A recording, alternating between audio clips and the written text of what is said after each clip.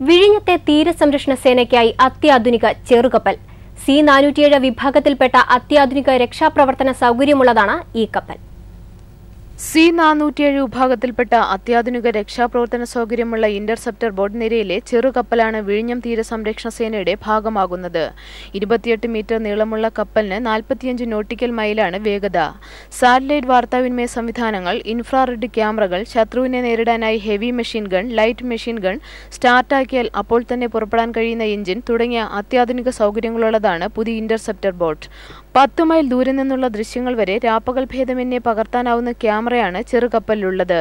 ക്യാപ്റ്റനെ കൂടാതെ 10 നാവികർ കപ്പലിലുണ്ടാകും. C-150, C-34, C-309, C-310 സീരീസിലെ 2 ക്രാഫ്റ്റുകൾക്ക് പുറമെയാണ് C-407 വിഴിഞ്ഞം തീരസംരക്ഷണത്തിനായി എത്തുന്നത്.